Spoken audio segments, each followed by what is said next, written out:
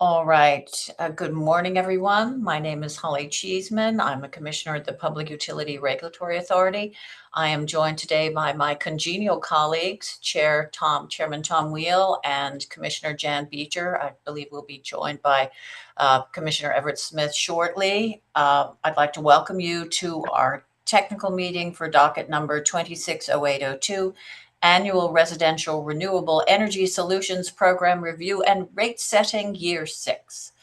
We do have an agenda before us today with presentations from the electric distribution companies and Sunrun. Before we move to those presentations, I'll review a few housekeeping items for everyone's knowledge. First, all PURA proceedings are transcribed. We do have a court reporter with us today, just confirming we do have the court reporter. Yes, we do. Wonderful, thank you. To preserve the robustness of the record, we ask that you identify yourself by name and affiliation when it is your turn to speak. Second, please refrain from using the Zoom chat function. That is not transcribed and will not be part of our official record. If you would like to ask a question or make a comment, please use the raise hand function located under the reactions tab at the bottom of your screen. Are there any administrative matters that participants would like to raise at this time before we commence? Hearing none, seeing no hands. The authority appreciates the written comments that have already been submitted in this docket and looks forward to a fascinating discussion today. At this time, we can move to the first item on the agenda today, which is a presentation from the electric distribution companies. I will turn it over to Eversource and United Illuminating for their joint presentation.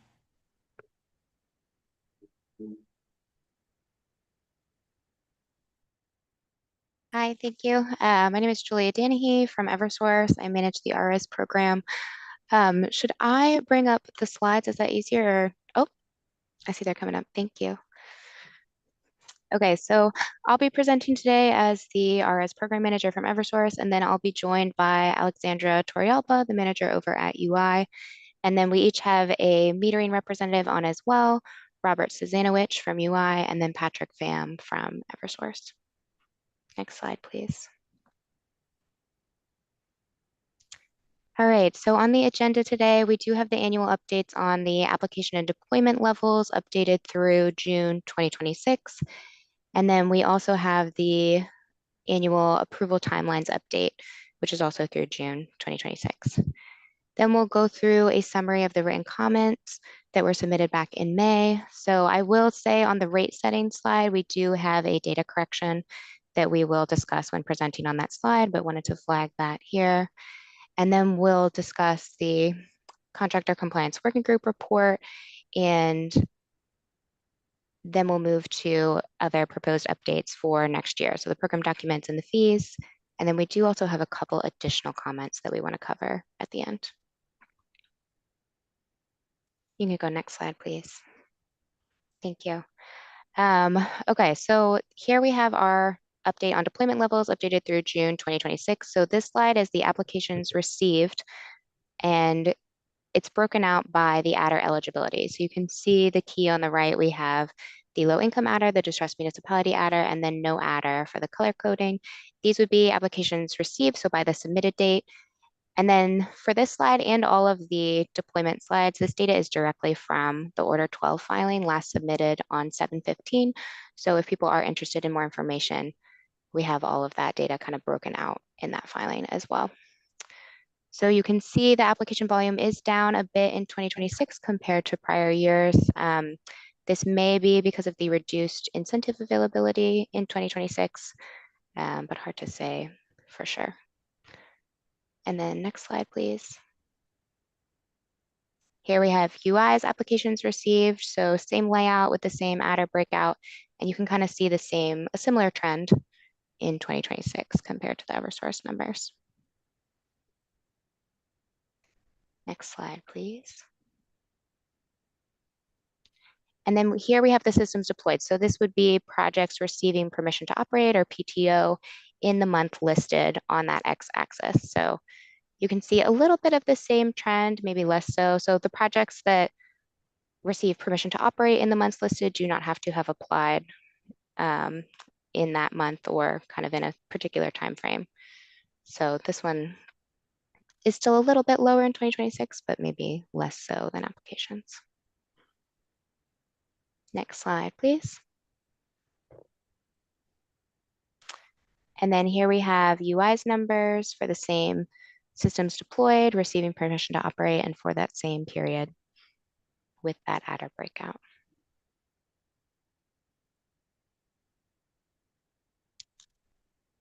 Thank you. And then this slide is really kind of zoomed into just the low income adder and distressed municipality adder. And this is systems deployed. So again, receiving permission to operate in the months listed. So you can see for Eversource, the majority of the adder eligible customers are really the distressed municipality adder, but we do still have some low income projects each month. And then next slide, please. This is the last data slide we have. So this is UI's data zoomed in again on those two adders. And this is those systems deployed. So receiving permission to operate in the listed month. Next slide, please. And then I'm actually going to turn it over to Ms. Torrealba from UI to talk about the approval timelines. Thank you. My name is Alexandra Torrealba. I'm the RRES manager at UI. These next slides are going to talk about the interconnection application, their approval times. The slide that you have right now on the screen is the Eversource's average business days for the milestones that you can see on the slide. Next slide, please. Here we have the average business days for UI during the same quarter as Eversource, and this data comes from the quarterly filing that we do for order 13 for both Eversource and UI. Next slide, please. So the following slides contain a summary of the topics that we discussed and the written comments that we filed on May 2026. In this slide, we have the average numbers for Eversource projects, and then they're followed by UI numbers. We have to note that UI's figures for 2025 and the first quarter of 2026 are different than those that we submitted on our written comments in May 28th of 2026. The correct numbers for 2025 are actually $4.30 for instead of $2.78. And for the first quarter of 2026, the correct number is $4.28 instead of $3.33. We'll be happy to submit a correct presentation or a corrected slide after the meeting. The investment tax credit is not expected to be available to residential customers, solar customers in 2027. Also, the EDCs do not collect data on estimated actual operations and maintenance costs for the PV projects. The EDCs do not believe these costs are significant barriers to customers installing a qualified energy system. And the EDCs calculated the average capacity factor for RRES systems using 12 consecutive months of production data, resulting in an average capacity factor of 11%. Next slide, please. So here we summarize the EDC's position on the contractor compliance working group report and associated contractor compliance requirements. The EDC supports moving forward with the consensus recommendations developed through the contractor compliance working group process. The EDC suggests using historical utilities rates as a consistent benchmark for standardized starting utility rates instead of third-party supplier rates, because third-party supplier rates can fluctuate due to varying contracts and marketing conditions. And lastly, the contractor compliance working group did not include recommendations specific to customers on the low-income discounted rate. The EDCs recommend the PURA considers standards specific to this customer segment to avoid presenting LIDR customers with unrealistic estimated savings. As we file in CAE 022, I believe yesterday, the EDCs propose that the starting utility rate for customers enrolled in LIDR may be calculated by multiplying the standardized non-LIDR starting utility rate by the customer's current discount percentage. And in the case that the installer cannot confirm the customer's current discount percentage, the default would be or should be the maximum discount, which is 50%. So now for the next slide, we have Robert Zizanowicz, who is the manager of projects units. Thank you. Good morning. Just here to talk a little bit about a motion that we recently filed in regards to issues that we're having with DC coupled storage systems along with netting solar. So I want to, mention a couple of things up front. The first is that from a technical perspective, these designs are sound. These are actually going to be some examples from real projects that we have that have been either in process or approved at UI. We're not advocating to limit the use of these systems. I think we recognize that these DC coupled systems are very popular. They're going to become probably more popular due to cost savings, less equipment, faster installation time for customers. But we do see a inherent problem with these systems along with the requirements of the netting tariff. So I apologize if it is a little bit difficult to see, but this first system one line here shows a couple of solar panel systems connected to a Fortress Power inverter. And this was my other important point here is this is not any one manufacturer or developer. This is multiple different pieces of equipment that can cause this issue and multiple different system setups. But this inverter has essentially what we would call a hybrid inverter, where it either has the battery integrated directly in it or allows for the battery to be connected on the DC side. And the problem of which is then we can no longer actually meter the solar production only. The solar production becomes mixed with the battery export. So that does a couple of things. One, it limits the accurate, it essentially makes the NBMFCC charge less accurate because now it has battery export included within it. And two, kind of the bigger issue that we're seeing is it causes an issue with RECs because if the batteries are charged from grid power, they are no longer considered a class 1 renewable.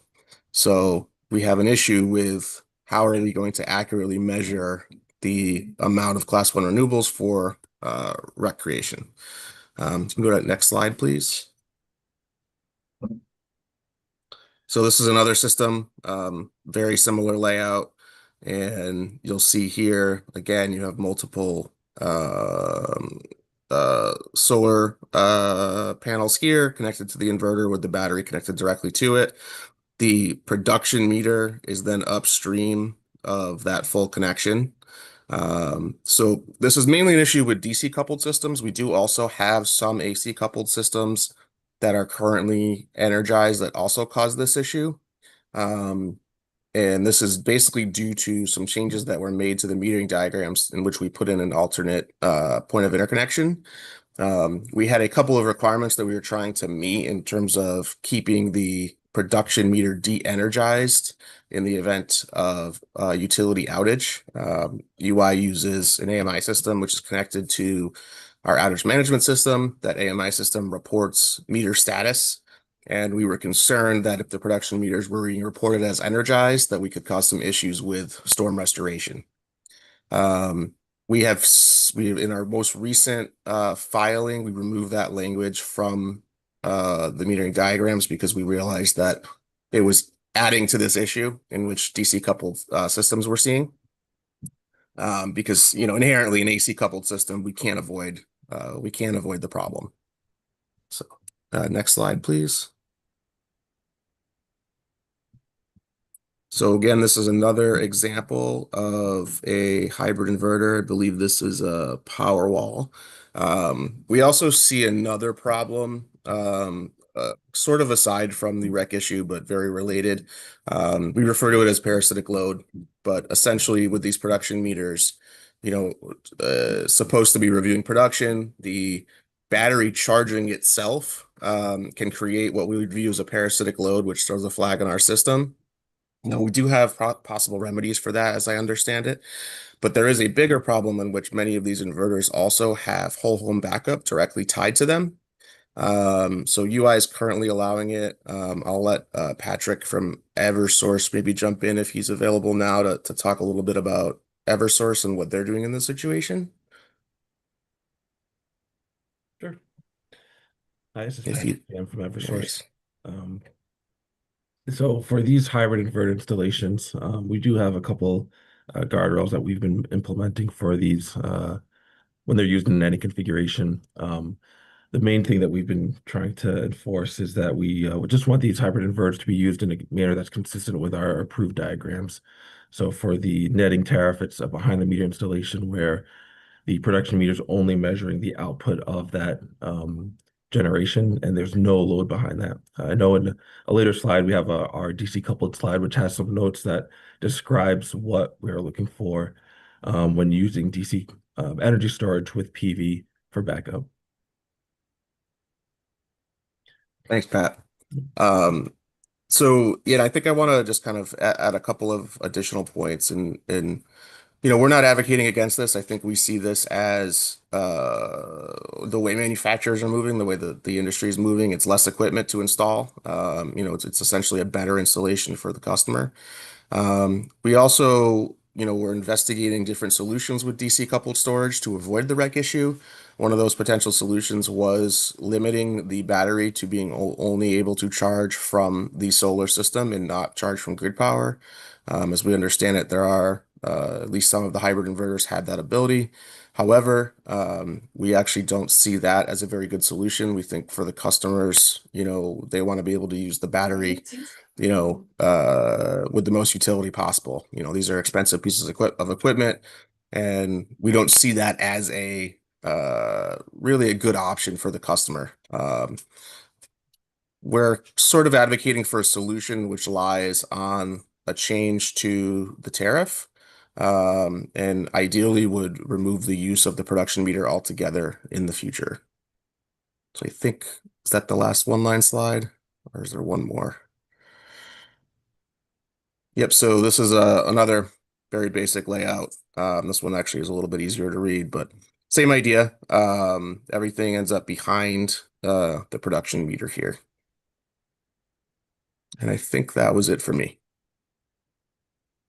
Robert, can you just confirm that you're Robert Suzanovich and not Logan Terracani, because I see a name tag there.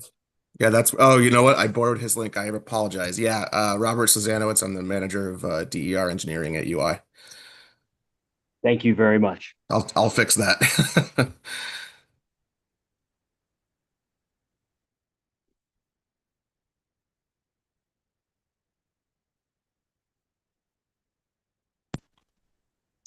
So then Patrick Pham, I think, is going to touch on this Eversource diagram. Sure. So just to add on to what Rob was mentioning earlier, and for our implementation of these DC coupled systems, this is the diagram that we've been following. We do have a couple other variations of this, but this is probably the main diagram that we use when reviewing any customer one-line diagrams for specific projects. The production meter is only measuring the output of the inverter. And with whole home backup or critical load backup, there are a lot of different configurations that could be done. The way that we address this is it's a little bit hard to read on this slide, but we do have a special notes on the bottom right that does mention a couple different things. And I won't read it word for word, but a couple things that we have been trying to implement is that any critical loads panel should be installed on the utility side or the line side of that production meter, meaning that there should be no critical load panel behind the production meter. So that way we're only measuring what's being generated. We do have a requirement to only charge the battery from the PV, but similar to what Rob was saying earlier, and there are certain situations where charging from the grid may be necessary for the customer, so we don't want to limit the customer in that regard. but we do have a couple parameters that we try to abide by, and we have some of those outlined in the special note section of this DC coupled drawing.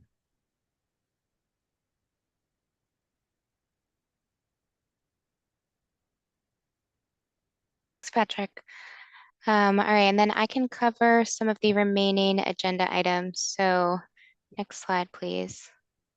First, we have the proposed changes for 2027. So these would be changes as filed on August 1st.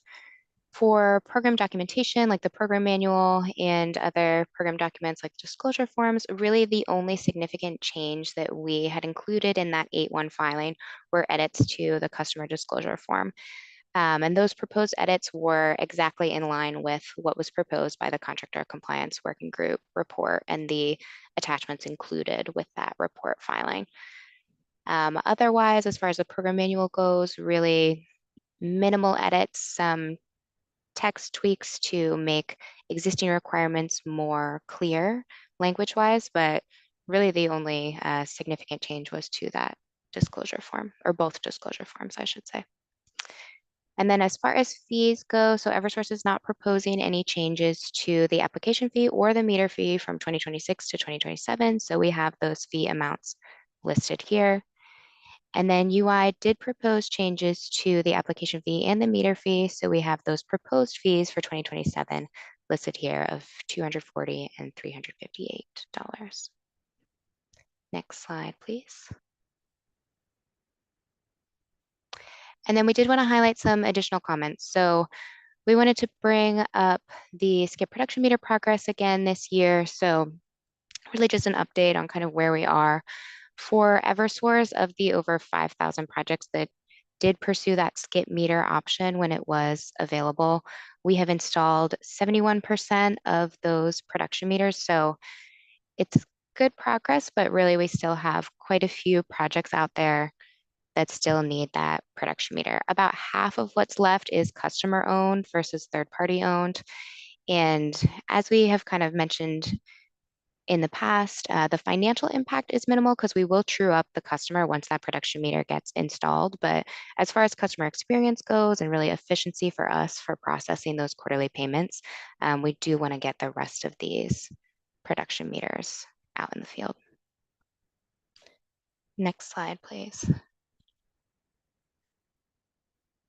And then the last additional comment that we had is, this is really just echoing comments that we filed in the written comments back in May, but for the multifamily affordable housing option in the RRES program, the sizing and siting requirements are such that a project could be quite large, really commercial scale, and potentially be a ground mounted system. So we kind of have the current requirements covered here. So a project can size up to historical load plus electrification measures, which are per unit, or they could do up to 9 kilowatts AC for new construction, for example, where there is no historical load plus those electrification measures. And then as far as the siting within that eligible property, there's no specifics about where in the eligible property the system is sited. So the combination of these two things could potentially allow for a very large, more commercial scale system. We have also had inquiries about potential projects being sited maybe significantly separate from the buildings, from those multifamily affordable housing, the actual buildings and the load on site. So it could be proposing to install to a separate transformer at a separate interconnection point, even though within that eligible property. So we just wanted to flag that there are kind of a lot of options here, and the multifamily affordable housing, all of these projects would be receiving the RRES buy-all rate with that income eligible adder. So in the interest of kind of balancing participant and non-participant costs, we recommend PURA consider whether any of these requirements should be revised or if there should be a differentiated buy-all incentive rate for these types of projects versus the regular 1 to 4 family residential buy-alls. And then I believe that is it. Thank you. So that is all for the EDCs for today. All right. Thank you very much, Ms. Danahy, and everyone else who went through the presentation. I will now turn to Pura staff. I believe Molly Charles has some questions, and following questions from Pura staff, we'll open it up to questions from commissioners and other stakeholders. So if you would like to proceed. Thank you, Commissioner. And I'd like to thank the EDCs for that presentation. I first just have a few questions on the deployment slides. So mainly, I think slides 8 and 9. So just looking at deployment of systems with the low income and distressed municipality adders, I'm just wondering why systems with the low income adder show spikes in certain months. Is that from multifamily affordable housing projects or something else? What's going on there? Yeah, so we noticed this as well, and I'm not sure why the spikes. I don't think it's from the multifamily affordable housing projects because those would just count on an application level. So even if there's a lot of units, it wouldn't be counting kind of a higher volume based on the customers at that site. It would just be kind of counting as one application, if you will. So I don't think that that is the answer. Although I don't know what the answer is. I think it might be happenstance. I mean, our spike is at the end of 2025. We did see higher application volume at the end of last year, I think, with applications trying to get in for 2025 incentive rates, potentially the ITC, although you had to get permission to operate by that time. So it's hard to say. But yeah, I don't think it's necessarily the multifamily affordable housing. Okay, so this graph is showing application numbers or megawatts? This is systems deployed. Oh, you are right, it's megawatts. I was thinking it was the applications deployed. So as far as megawatts goes, I would have to look into it. Then it is possible that we had a larger system with the multifamily affordable housing projects go online. But I would want to look into it to be sure. Okay, thank you. And then similar question to UI, I was just looking at, this is slide 7. Deployment of systems with no adder shows sort of similar spikes and decreases. Just wondering if UI has an explanation for why that's happening. Yeah, thank you. We did notice and we analyzed some data, and we were not able to pinpoint exactly why this spike. We believe it's normal variation in market activity, but we were not able to pinpoint either the spike. We did notice and analyze the data prior to the meeting. Thank you. Okay. Then I have a couple questions on slide 14, if we could turn to that one, please. So UI already answered my question about the cost reported here. I'm just wondering if either EDC has observed any cost trends since the expiration of the ITC for homeowner-owned systems at the end of 2025. Has there been any shift seen since then?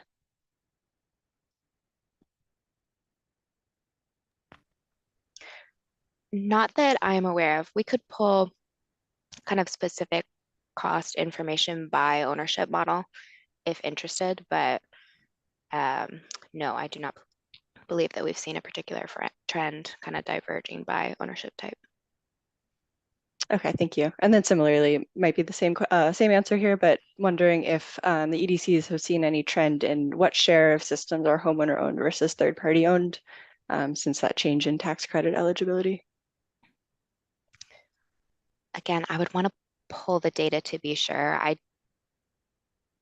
Anecdotally, I do think we see a large portion of third party owned systems, but I don't want to cite a number for you without looking into the exact data. Understood, thank you. Does UI have anything to add to that? No, I completely agree with Julia. We usually have more third-party owner projects, but we'll be happy to pull data if that's something that is required. Thank you. I think that's all for me on this slide. If we could turn to slide 15. So this is a question to both EDCs about the second point here, the recommendation that standardized starting utility rates be based on historical utility rates rather than third-party suppliers. Just to clarify, do the EDCs support then using the standardized starting utility rate that's used in the residential tariff model each year, so sort of set once annually based on the historical average? We would support that, yeah. Same for UI? Okay. Yes, yes. Would the EDCs have any concern that a standardized rate that's just set once per year for the following year could become inaccurate over the course of that year? I think maybe the benefit of having it be standardized for the full year and the simplicity might outweigh the concerns about variability throughout the year. Especially we do see like the timeline from contracting and when these forms are presented to when they get to us for review could be variable. I think it would be easier to have a standardized value for the full year than trying to change that throughout. Okay. Dr. And Rayner. then, thank you. Sorry, did you have anything to elaborate on No, there? no, go ahead. Okay, thank you. And then EOE had also recommended in the working group report that software calculation methodologies should be an allowed option, as long as it's transparently described how those are calculated. Do the EDCs have any position on that, whether software calculation methods for starting utility rates should be allowed? I would say the EDC preference is to really have it be standardized across all customers, but certainly understand that through the working group there were discussions on alternatives and those could be preferred by other parties. So I do understand. I think generally the EDCs think that, or Eversource at least, would prefer kind of a simpler one standard. Is that the same for UI? Yes. Okay, thank you. I think we can shift gears here to the DC coupled solar and storage question. So on slide 16 to 19. Just wanted to clarify the issue that both Eversource, you and UI brought up about whether the storage was only allowed to charge from the PV array. It sounds like that is not the case for UI, but is the case for Eversource. Could you just clarify whether that's accurate? We do not limit charging only to the PV at UI. That's correct. That's the same for Eversource as well. So we don't limit it. There are some situations where they would need to charge the battery, let's say before a storm. So we don't limit those scenarios. But outside of those scenarios, does Eversource limit charging to only from the solar? That's how we have it written in our diagrams for consistency. But it's not actually we don't have any way to stop them. It's down to the inverter settings of it. So we don't have a way to prevent them from charging from the grid. Okay. And then for UI, is that the same where it's limited or it's not limited only in certain situations based on the direct diagram, or yeah, could you clarify that? I don't believe we limit it or limit against it in our diagrams. Okay. I know we'll hear from Sunrun later in the meeting, but I'm just trying to understand the difference between sort of developer comments, which said that the RRES program requirements do require that the battery only charges from the solar versus this description of the metering diagrams. Has that been discussed? I know within the I don't know if it was the RRES manual we were looking at, but there were some definitions, for example, the production meter that requires the production meter to only measure solar production. And I'm not the right person to ask about the RRES requirements specifically. I just know from the technical side, we don't have anything in place to stop it. We don't have any integrations with customer-owned inverters, or any way to measure that if it's occurring. If it is occurring and it is limited, then I think that's a potential pathway towards a solution. we were not advocating for that requirement to be added. But I'm not aware, and maybe Alex or Julia can step in and talk about the RS side a little bit if there's a limit in there. Yeah, I could chime in a little bit. So there is kind of the inherent definition of the production meter would be to only measure production from the PV system. So there is kind of a limitation there where you wouldn't want to be measuring battery exports that were charged from the grid, because then that wouldn't be solely measuring the solar production. We do have, as Patrick mentioned in our metering diagrams, we do have that note about the same thing, that the production meter should only be measuring production. There should not be usage behind that meter. But I think part of what UI's point is with that storage being behind the production meter, like we have no enforcement mechanism, let's say, to ensure that it's not being charged from the grid. And then if they are, you can sometimes see exports on that production meter.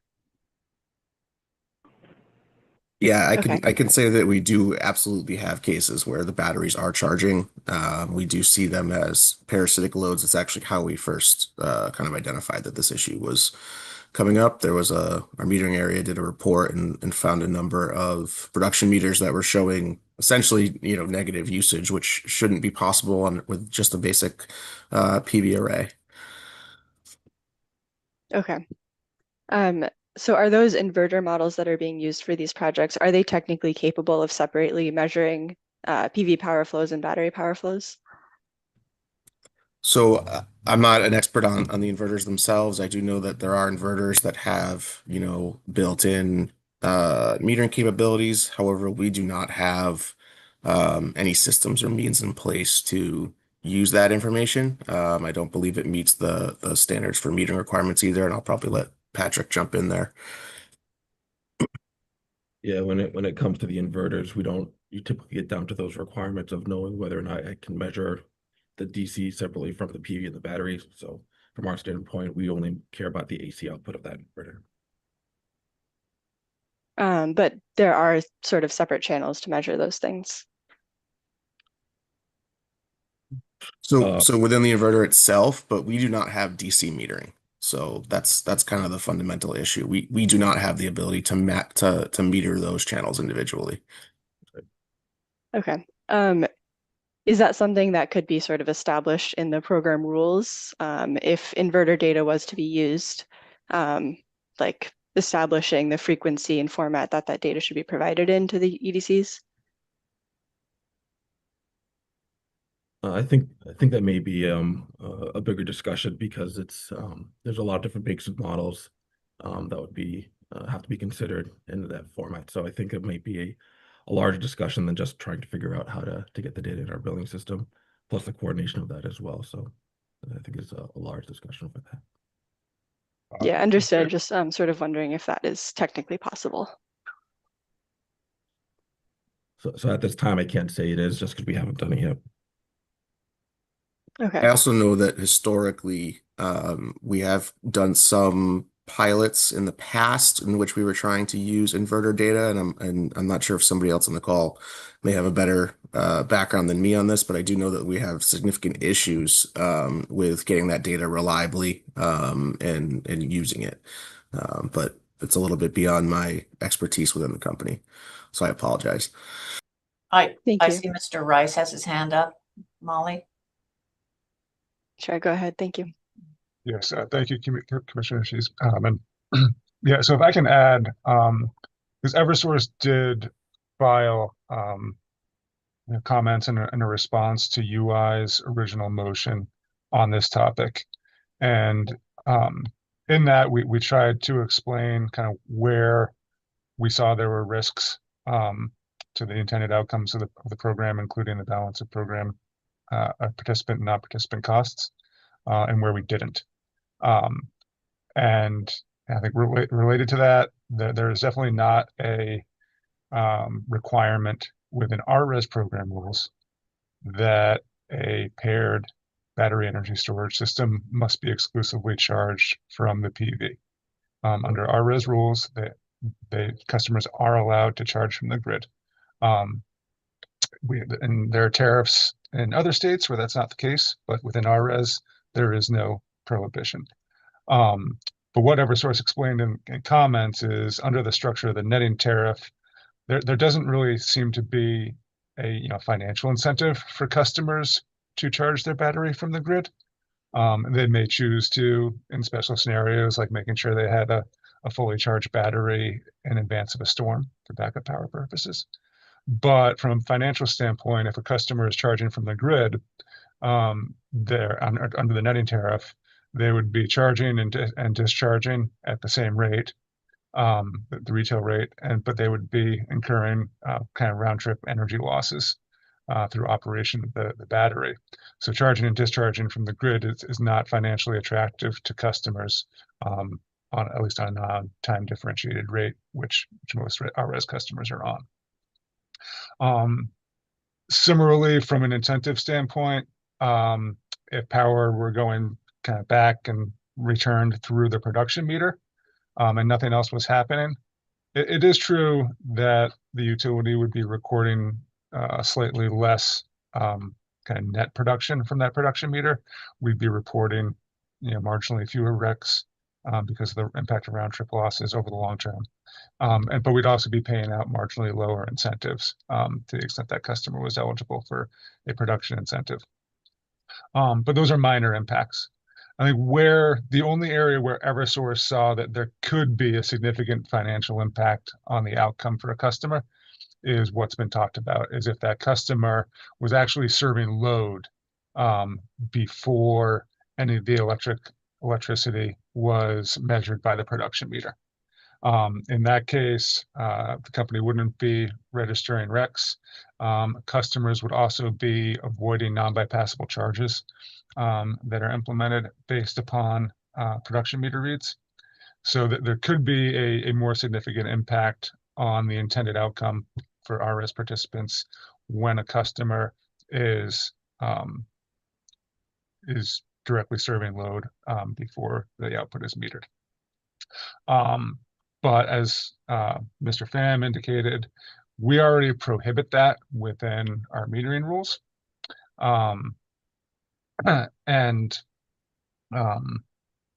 that should be sufficient. So I think coming back to, this is a long way of kind of getting to a recommendation of the use of inverter data, is I think within Eversource's comments, our recommendation was to the extent that Pure agrees with UI that this is a concerning problem, we wouldn't recommend a billing solution to it. But we would be open to more compliance enforcement.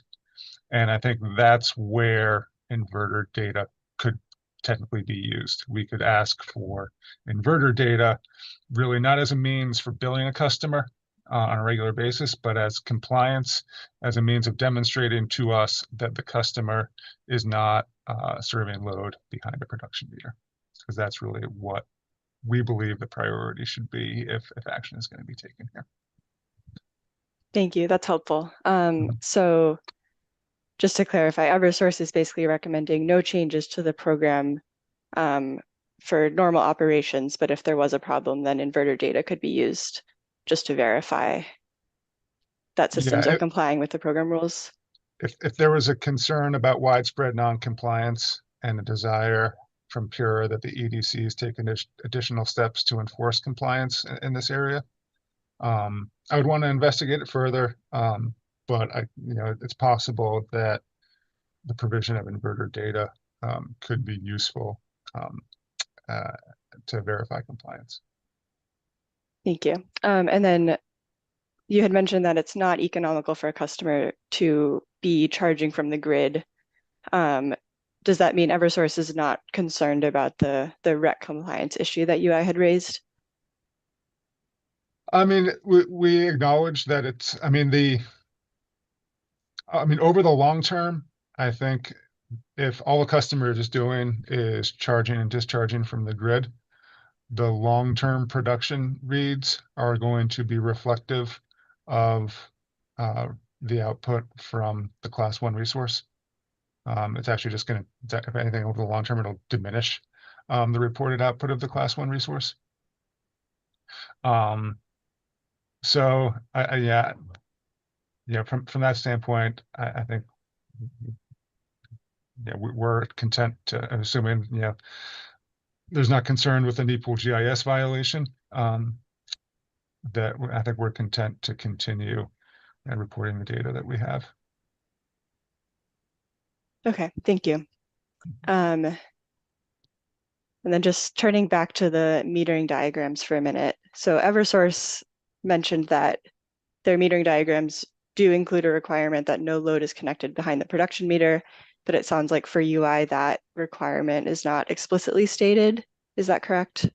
That's correct. We actually had that requirement originally, and I believe there was some back and forth and some discussions last year with our metering group and at least one of the developers, and I don't know if it was through the RRES docket, but there were discussions, and we ended up allowing what we called an alternate point of connection, and it was mainly for customers who were trying to utilize these systems for whole home backup. Traditionally to do that, you needed to have a number of pieces of equipment, an automatic transfer switch, and it can be, fairly significant burden on the customer to do that. We were looking at ways to try and keep the production meter de-energized during that outage due to our AMI system. That's not a problem that Eversource has, to my knowledge. I think that's the fundamental difference between us and them there. And I apologize. I did want to kind of circle back just a little bit to what Brian said for Eversource, and I just wanted to clarify that, for UI, I believe that we have filed on a few different dockets why we are against the use of inverter data. And generally speaking, I know that the issues that I've seen are that you have a number of different manufacturers, a number of different standards. We'd have to build, systems in place to capture that data from each of those different manufacturers. And then we'd also have issues in the future where what happens, for example, if a manufacturer closes shop. We see it actually quite a bit with developers where they go bankrupt, and we'd be at risk of essentially losing access to that metering data, essentially since we don't have control of it. We also had some questions. We're not sure over whether or not that data could actually be used for charging any sort of NBM FCC charge. There may be some issues with the requirements there. So again, I apologize. I'm not the best person to speak on that, but I did want to kind of just point out that we do have a number of issues that we've raised in the past regarding use of inverters. Yeah. Thank you. Sorry. Go ahead, Mr. I just Riggs. want to jump in because I want to make sure my comments weren't misconstrued. Eversource shares all the same concerns and with the limitations of inverter data. We have not and we would not propose kind of using inverter data as a substitute for utility-owned metering because there's a lot of challenges in doing that. I think that our suggestion was that the only way that like inverter data could be useful in this particular scenario would be potentially, requiring a customer to produce it, once a year as a compliance filing to validate that they are not serving load behind a production meter. So I think the Eversource believes that the potential application of inverter data at this time is very limited. Thanks for that information. Just wondering how this is different from the use of inverter data in the ESS program, where my understanding is that data is actually used for performance incentive calculations provided through the DERMS provider, but still the source of it is the inverter. Is that correct? I'm actually not sure about that, Patrick. I don't know if you have any information on that. I'm not directly tied in with that program. I think the formatting is a little bit different than what we do for the RRES, which is a monthly, almost essentially tied into our billing system. I think that's a different process, but I'm not directly tied into that connected solutions program and how they do that incentive process. Yeah, I can take this one. I think there's some key differences between administration of RRES and ESS. First and foremost is the volume. I think where Eversource is approaching 50,000 RRES customers enrolled, if not surpassed that. last I knew, I think last year, about 300 customers were paid out incentives through ESS. So, multiple orders of magnitude difference in the scale of participation. I think ESS is also really only paying out incentives once a year, I think. So there is a process that my understanding that team goes through to collect the data and then do a lot of kind of review of that data, a lot of validation, a lot of correction before it can be reliably used to pay incentives to 300 customers once per year. So it's just not scalable to the needs of the RRES program. Thank you. I'm assuming this would be just for the small number of systems that are DC coupled, correct? So it wouldn't be sort of all of RRES, but inverter data could be used for that limited number of solar and storage systems, theoretically. I mean, it would be a manual review. Like any use of inverter data is going to be manual, right? We're going to have missing data. And the other thing with ESS is there's no integration with the billing system.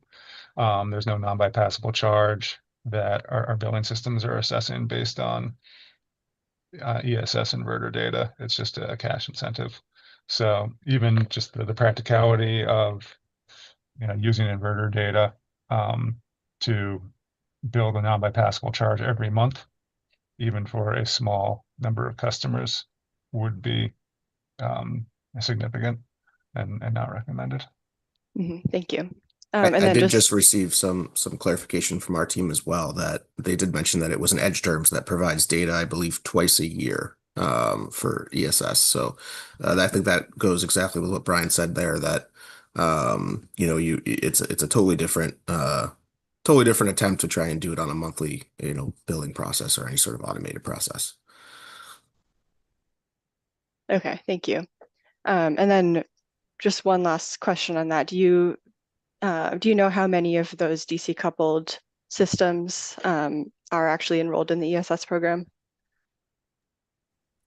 We do have that data, at least to some level of accuracy. I think in our last interrogatory response, we filed that we have somewhere around 115 right now that we were able to confidently state were DC coupled storage projects. And then I want to say somewhere around 15 to 20 of them were enrolled in ESS. That's just a guess based on my recollection of reviewing the spreadsheet, though. Okay, is that something that could be provided later? It could. I guess I will caution that, with Power Clerk, we are often at the mercy of the applicant, and which forms and fields they choose to fill out. So in a lot of cases, we are missing some data in terms of the Power Clerk reports that allow us to actually review these things. So we certainly could do a cross-reference and see what we can find for the number. Okay, thank you. And then one clarification back to the metering diagrams. You had mentioned that UI removed certain language from the metering diagrams in this year's filing. Could you just clarify what that was? Yeah, we removed the requirement for the production meter to remain de-energized during a utility outage. Okay, thank you. And then this is referencing UI's suggestion from the original motion that that instead of the production meter measurements being used for non-bypassable charges and rec adder calculation, that instead a proxy production method be used. So UI had provided data for a sample of projects to compare actual production measured by the production meter with estimated production from Power Clerk. And when aggregated across the projects provided, it looked like the difference was very small. But for individual projects, estimated and actual production could vary by much more, maybe 10%. So I'm just wondering if that amount of difference would cause concern for UI. So we did provide some data, and the result it was a very little difference. We have not analyzed projects one by one to be able to determine that. But if there is a difference of 10%, that would be, something we would like to look into. I don't believe that the difference is that high. I believe there are proposed way of calculating this would work, but we can definitely look more into details, into more data. Thank you. Did you guys sort of have a ballpark estimation for how much variation from actual production would be acceptable? I believe we said it was 3%, but I could get back to you on that. Okay, thank you. Okay. I believe that is all of my questions on this topic, but I'm wondering if any other stakeholder wants to jump in here on anything that was discussed, since it was a lot of information.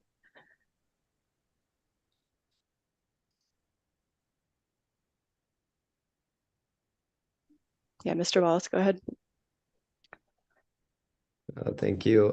This question is primarily for UI because I believe Mr. Rice addressed this, but just curious from the UI perspective, the RRES netting metering in the program manual section T mentions that the monthly net value of the read of the production meter between the two channels is what is used for rec payment calculations.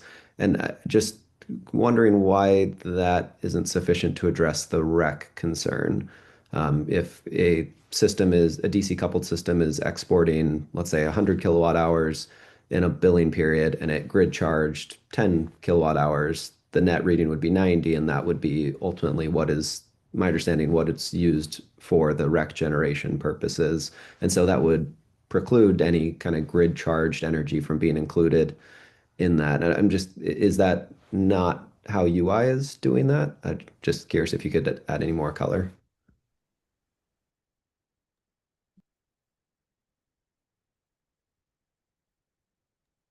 For that answer, I would have to ask one of my colleagues to answer that. I don't know if Katarina or John are on the call right now and might be able to help me with that information. Give me a second to see if they're on the call. I believe Katarina said she's having connection issues. Yeah, she's having connection issues. And I don't see John. Oh yeah, John is on the call. I don't know if he's available or he can unmute himself. I don't know. Hello, yeah, John King here. Can you please repeat the question? The question was under the program manual and the rules, the net read of the production meter is what is used for rec payments. And so any grid charging that was theoretically happening from a DC coupled system would be netted against what was exported. And so just can you speak to why that isn't sufficient to address the rec concern specifically, which I understand is like the main concern with the DC coupled systems? Yeah, so the rec concern is because the energy is mixing with each other, that is the main concern because the grid energy is not a Connecticut Class 1 resource. I understood. The question was though, if you're netting out the production meter readings between the two channels, if you exported from the inverter, say 100 kilowatt hours, and there was 10 kilowatt hours of grid charging, you would be reporting the 90, which would be excluding any grid charged energy for the rec calculation. So wouldn't that address the concern on the rec side? I can add too that we also have, backup load connected in some cases behind that meter. So the net would not necessarily be accurate of just battery charging data.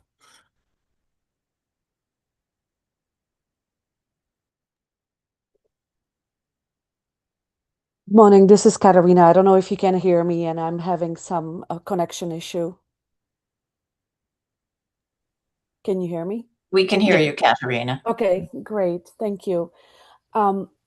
the issue is that when we don't have a production meter and the data is basically being netted within the inverter, and then it's going into the utility meter, then at that point we are not able to capture how much energy is coming from the grid into the data that is being netted, and how much energy is going from the class 1 renewable project. So the question that has been asked is correct. We are able to capture if we have the production meter, or if the system, the storage system, is before the production meter. We are able to capture how much the class 1 resource produced, and then subsequently we will be able to also determine how much of the storage system produced. However, this is a different scenario, because the production meter is actually not in these instances with these residential projects that have the inverter data and don't have production meter available to them. So as Mr. King stated earlier, what will happen is that we are not able to determine how much of the energy is from the grid and how much of the energy is from the class 1 renewable project. Okay, so the concern is less that the production meter isn't capable of, or isn't reading both channels, and that it is reporting on the net. The main concern is whether all of the load is, whether there's load behind the production meter that is not being captured.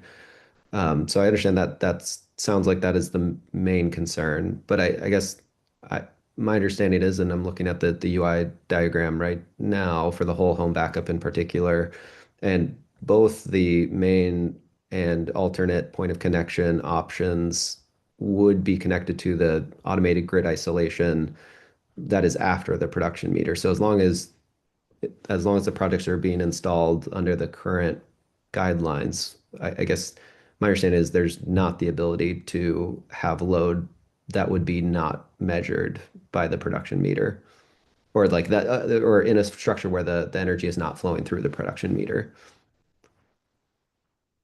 Is that true, or is UI allowing cases where load is not behind the production meter? We have kind of both situations. So, I mean, load generally should not be behind the production meter, but with that change to the diagram, there are situations now where essentially the production meter becomes basically directly in series with the utility meter. So you can actually have cases where essentially all the load is behind that production meter, which then is also masking all of the production. So now your actual production meter is not even really measuring production, it's only measuring that.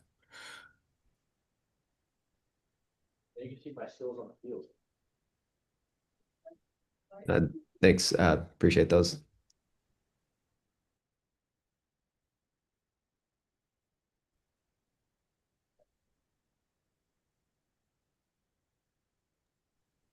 Hi, this is Tom Wheel. I couldn't find my raise hand. We've only been doing this for like 7 years now, so I'm still getting used to Zoom. I had a couple of questions following up on that same conversation from Mr. Wallace. So what happens to the RECs or lack thereof under the circumstance? So the RECs just never, are the RECs just never recognized?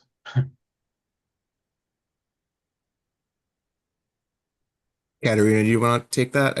I could Sure. give you a short answer, but Sure. So because again, the grid energy is not considered as a class 1 energy, and now it's mixed with the class 1 renewable resource energy, because the energy flows and we are not able to determine how much belongs to the class 1 and how much belongs to the grids itself. When we net this energy, because of that, we don't consider these to be class 1 renewable attributes, because again, we are unable to determine what was produced by what was from the grid and what was from the class 1 resource. And I think I can add there too, Katerina, I believe going back to October of this year, when we first last year, rather, when we recognized the issue was cropping up, I believe these projects since then have been excluded from the uploads. The rec uploads. That is correct, because we have determined that this could be a potential issue, and of course, as class 1 and as NEPL GIS rules, the renewable energy attributes are supposed to be from class 1 renewable resource. We have excluded these from the uploads and have not monetized those. So, I mean, one question I have though is when PURED sets the RRES tariff, a consideration for the valuation of the tariff is the ultimate value of the produced RECs, right? So like if we have people enrolled in RRES who aren't producing RECs, how do you reconcile that? Like how is it that people are allowed to participate in RRES if they're not able to produce RECs? And this is why we reached out to the authority, and we would appreciate kind of help with determining whether or not this should be considered class 1 resources and should continue to participate in the RS program, as well as if these RECs should be continue to be considered class 1, because the concern is, of course, that we would be uploading RECs that might not be considered as such. Okay, thanks. I had the same question, although, you know, I was going to frame it in a much less sophisticated way than Mr. Wallace, but I had the same basic question of like, essentially like, well, you have some data on what the PV is producing. So, you know, like what's going into the battery, at least as measured by the production meter, and why can't you just net that from whatever is pushed out from the battery? And I just want to make sure I understand it. It sounds like the concern is like, well, there might be some people who are illicitly mixing, like you can't verify that what's coming out of off the production meter is only PV. Is that the concern? That is correct. We cannot. Yes, that is correct. How is that? How can you verify it in any scenario? Like, couldn't anyone just, you know, illegally hook up a gasoline generator behind their production meter in any RRES setup, and you wouldn't know? I mean, like, doesn't that call into question the verification of all produced energy in terms of recognition? Well, I think you know, we have essentially an AHJ approved, right, installation, right? You have a system set up that was designed and built and approved by the inspector. You know, what you're mentioning is a case of somebody doing something illegal, right? Violating, you know, installing something non-permitted, which, you know, obviously we can't control that. Hopefully it never happens, but you know, that's something that's kind of out of our scope. Okay. I guess I still don't understand though, because I thought that was the concern here, was just that like, since you can't verify for sure the production meter data in these DC configurations, you can't do what Mr. Wallace was proposing, sort of recognize that output, you know, netting that output against what comes out of the battery to determine the proportion of the battery energy that's netted that is from PV. Am I misunderstanding that? Like, I thought the concern there was like, well, we don't know for sure. And I guess my question is like, you don't ever know for sure though, right? Like, Yeah, so that would work if we never had backup load connected behind it as well. And I think in most of these cases, we do see backup load also connected, which means that essentially it would be sort of the reverse happening. We would be under reading production at that point. Right. Okay. I had another question about the totally, well, hold on, let me make sure that I don't have something. Yeah, I have two other unrelated questions. The first was getting back to I wanted to make sure I understood the conversation about the the standardized starting rate. Ms. Charles had a question about using the average, annual average as opposed to kind of individual points in time. I just wanted to make sure I understood that. So that it's a proposal that you're going to use the average, like 12-month look back, the blended average of the two standard service rates that were in effect in the previous 12 months.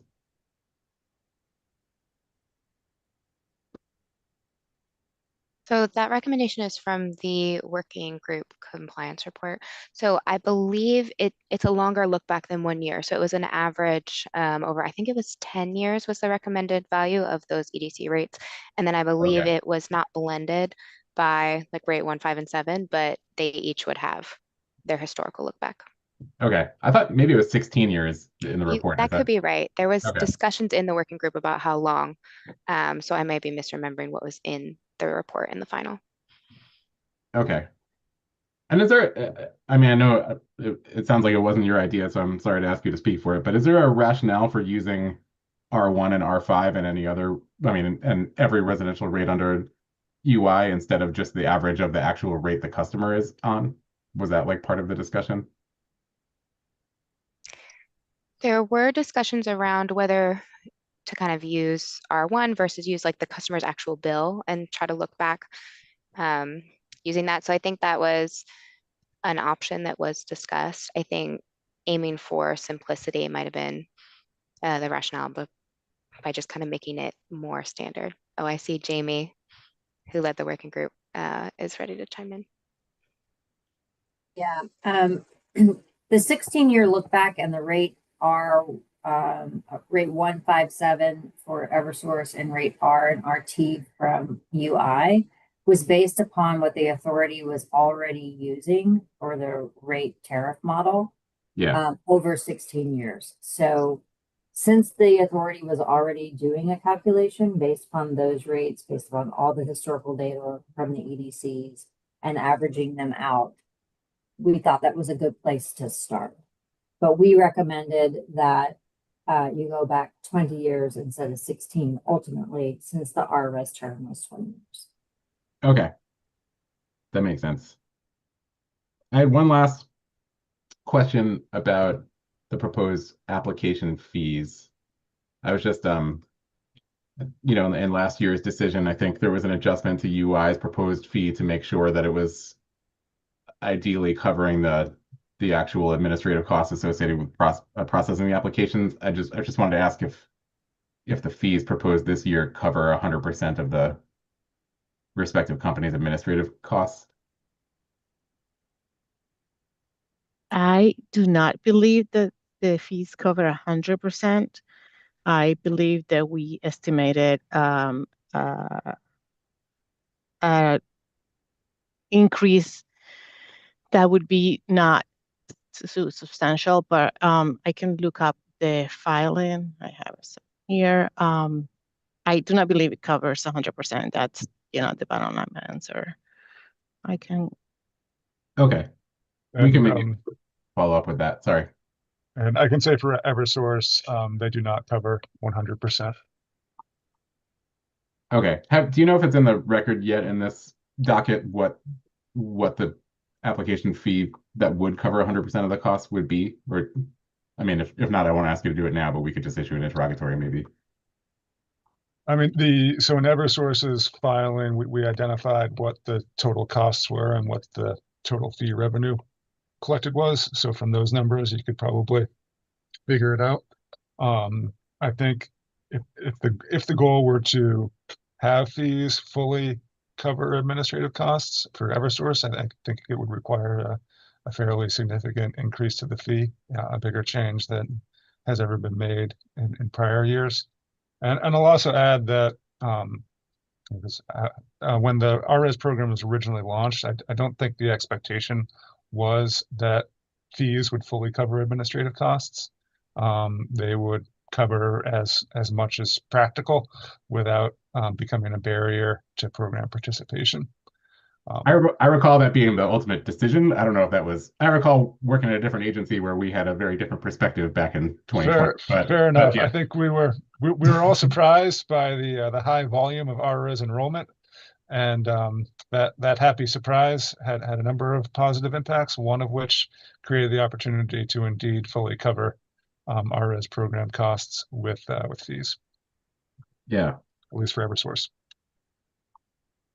Okay. And my last question was about using inverter data. Speaking of kind of going back in time, didn't both companies use inverter data for the purpose for RRES netting purposes in like 2021 because of that there was that sort of historic issue with getting production meters because of the supply chain constraints?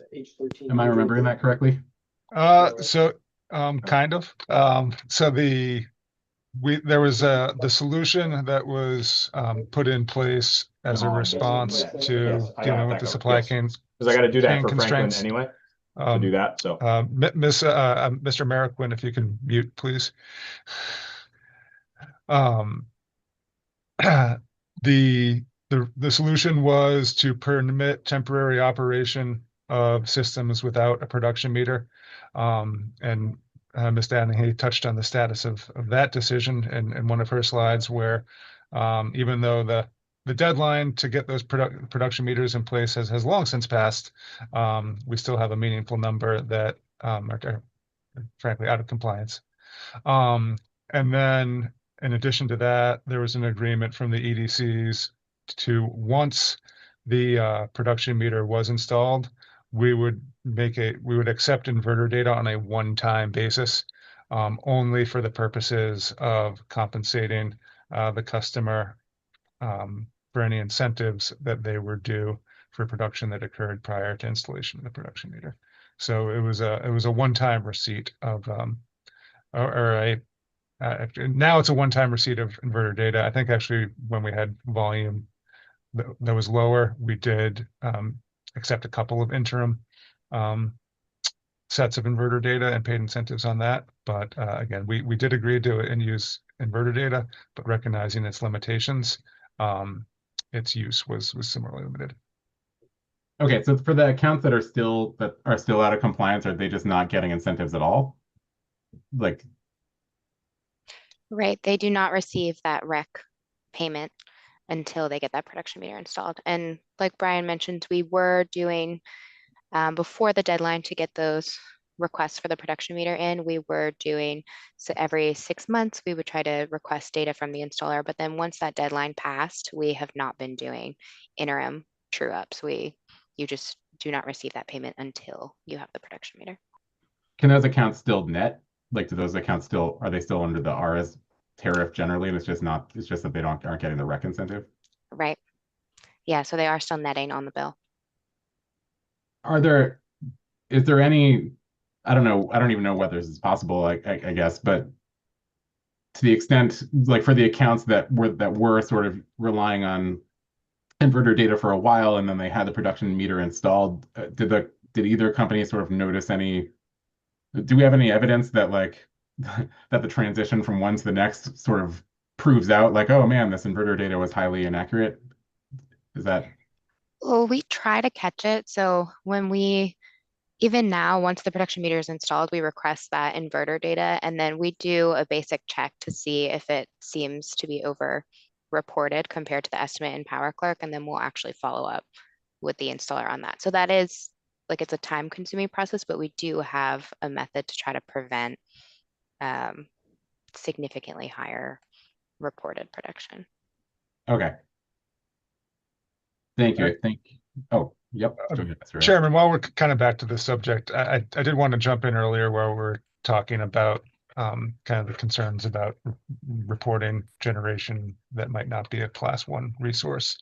Coming back to kind of Mr. Wallace's example, I think from EverSource's standpoint is we're comfortable assuming that any kind of delivery of power, back to the grid as measured by a production meter is indeed from the class 1 resource.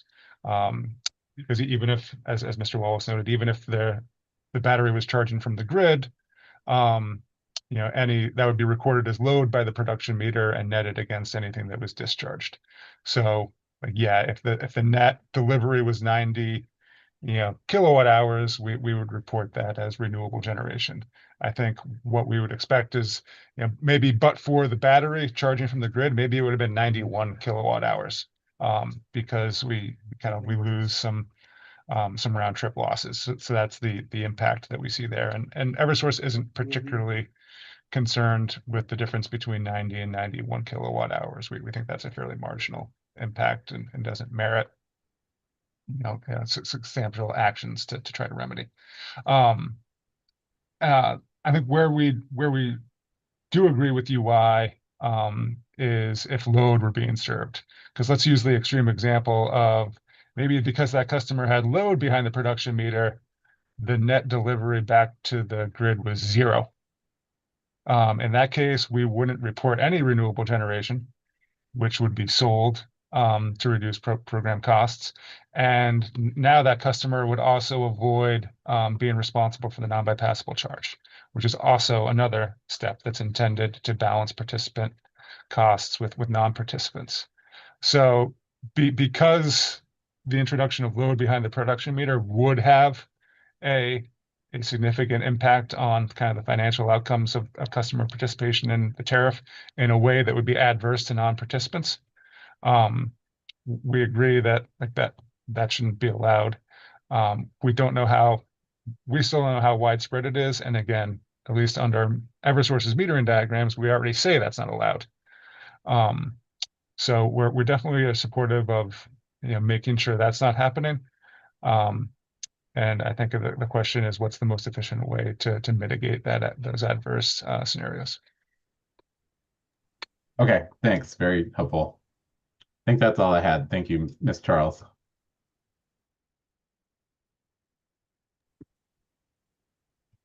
Thank you, Chairman. I had a few questions on the rest of the slides after the DC coupled issue. If I know we're over time, but I'll try to go through them quickly.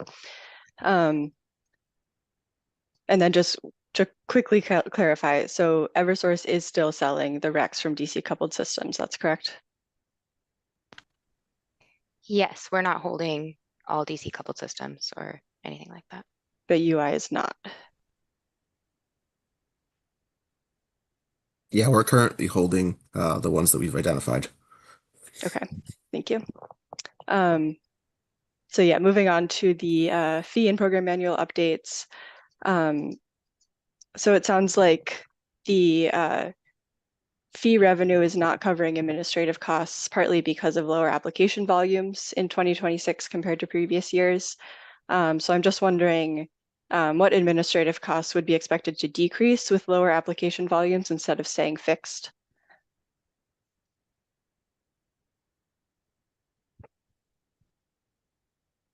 Like, would labor costs decrease if fewer applications are being processed? A little bit. Eversource has already made adjustments to kind of the staff in support of the program in response to lower application volume. We also had, there are some charges that are variable. I think we pay, the cost structure under our agreement with PowerClerk has some variable components. There's some kind of variable transaction costs. Thank you. Anything to add to that from UI? I honestly would have to get back to you on that. I'll be happy to get back to you on that. Okay, thank you. And then this is a question to UI. I'm just wondering why the meter fees are significantly higher than Eversource's and are proposed to be increased this year when Eversource's are staying the same.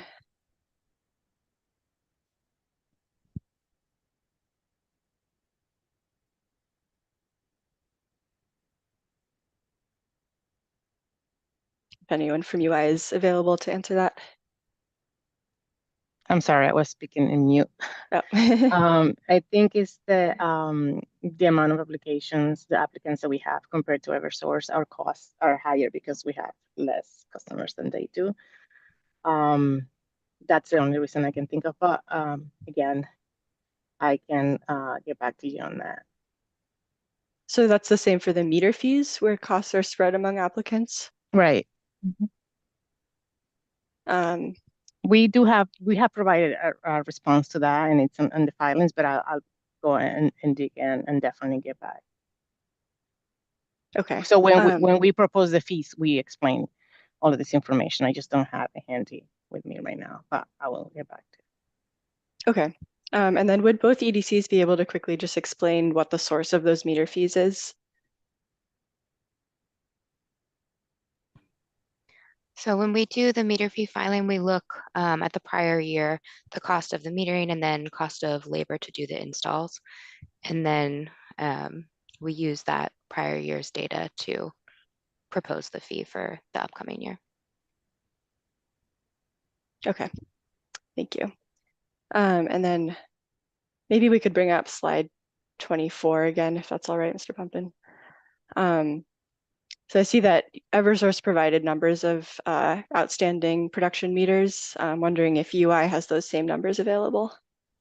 We do not have them available. That was a comment that was specifically made by Eversource, but I can definitely get that for you as well. Okay, thank you. I think the universe of projects is much higher at Eversource, so it might be a bit more of a concern for us than for UI. Okay. Our numbers are less than 1,000, and so, but we'll definitely get back to you on that.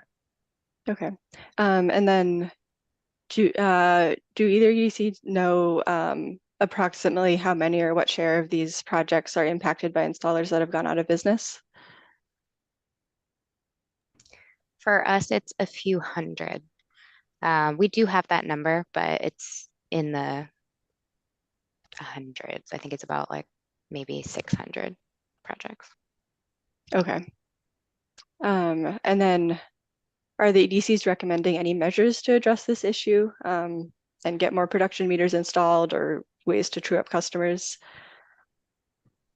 Yeah, we are really looking for feedback, I think, on if there are measures that we can implement to get more production meters installed. I believe last year in the annual review docket, we suggested perhaps another deadline. I mean, there still is no real enforcement behind adding an additional deadline, but having something that we can kind of speak to try to nudge installers to get these done, I think would be helpful. Right now, we are doing email reminders, but there's really no consequence outside of the kind of delay of rec payment.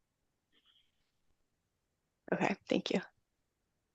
Commissioner Cheeseman, feel free to jump in here. Yes, and just jumping in because my question had to do with this slide. So a project still needing a production meter, the majority are awaiting the municipal inspection.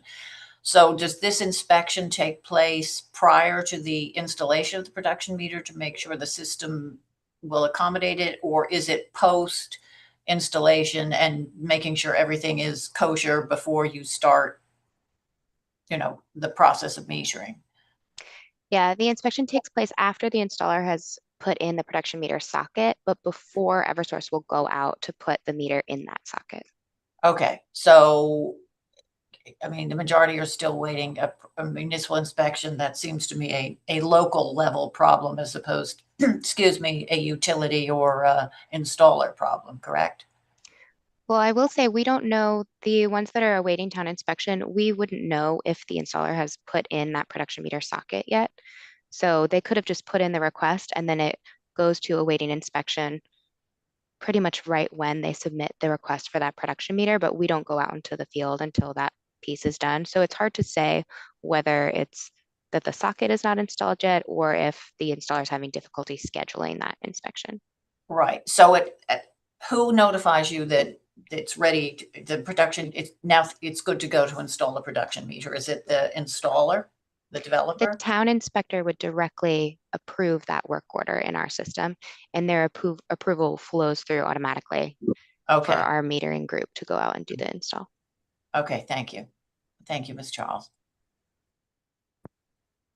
Thank you. And then I just had a few questions on slide 25 on the multifamily affordable housing issue. So do the EDCs propose any specific system siting rule changes to address this issue? Yeah, I think we would be interested in feedback from other stakeholders as well, but one potential option would be to restrict the siting to be at the same interconnection point as the building load, which could have the system just be more tied to these multifamily affordable housing properties. But we would be open to other suggestions as well.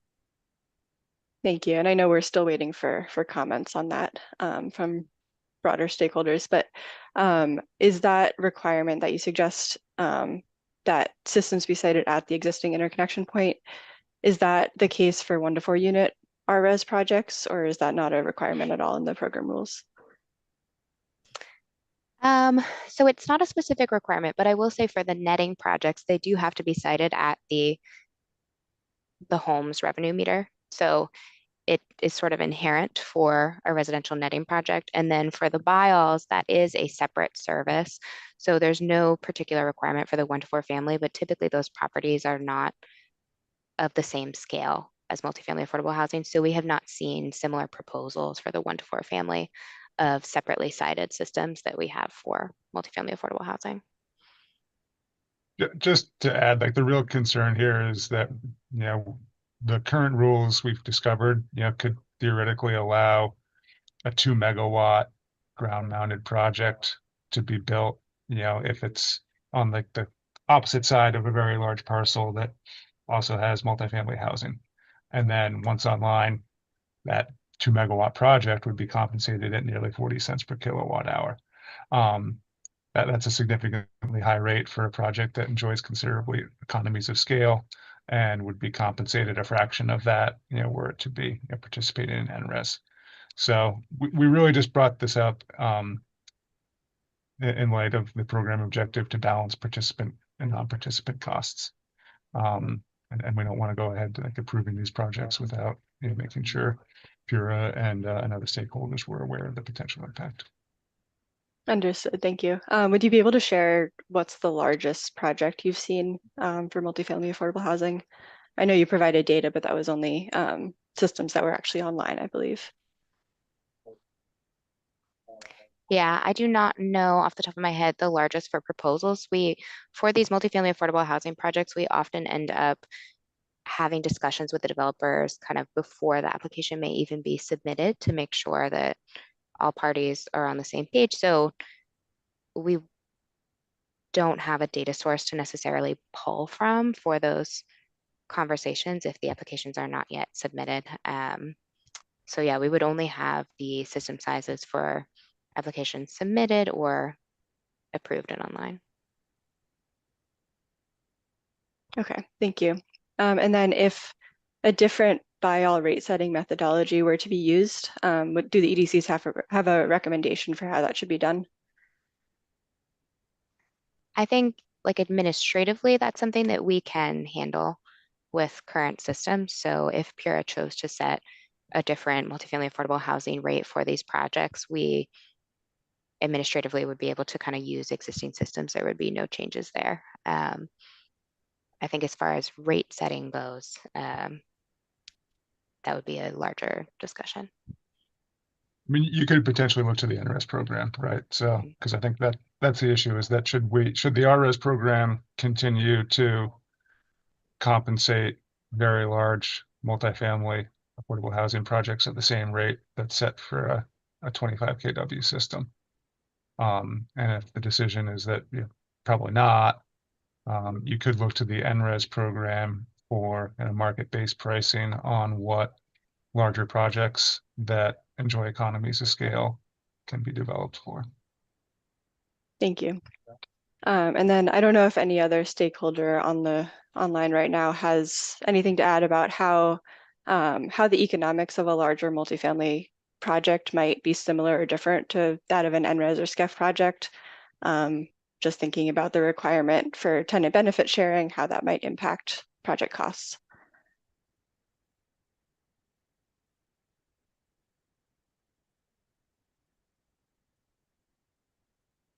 And maybe that's something that could be provided in a follow-up as well. I believe that topic is in the written comment request too. So hopefully stakeholders will respond there. Okay. Thank you. And then just one question to UI. In a recent interrog response, UI had said that it wasn't able to provide a time or cost estimate to implement a different buy-all compensation rate potentially if that was approved for multifamily projects. Just wondering why that is, and if UI's billing system can currently handle different buy-all compensation rates since those are updated annually. So when we are making any changes to our system, our billing system, unfortunately, we have to get a third-party vendor to, it's a project. So it becomes a project and we have to get a third-party vendor. We have to build the whole project. Unfortunately, we are not able to give you information on how much it will cost, or how long it will take until we have the answer of what exactly needed. And then we talk to our vendor and go over how long it's going to take and all of those details that our project entails. Okay, I'm just sort of comparing with Eversource's response, where it sounded like this would be potentially a pretty minor update. Right. Our billing systems are very different. So, and until we have the information, exact information of what's needed, we are not able to give you an estimation.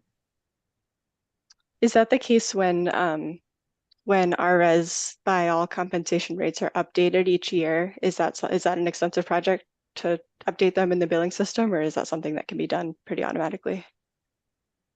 If we're just changing a rate that is already in the system, and we can do it pretty easily. If we're adding any rates or adding any new billing data, then that's when it becomes a project. Okay, understood. Thank you. I believe that is all of my questions. So thank you for the responses and going over time. I'll turn it back to you, Commissioner. Thank you. And just want to make sure there are no further stakeholder questions on those two presentations. I'm not seeing any hands. All right, I believe at this point in the agenda, we're going to move to the presentation from Sunrun.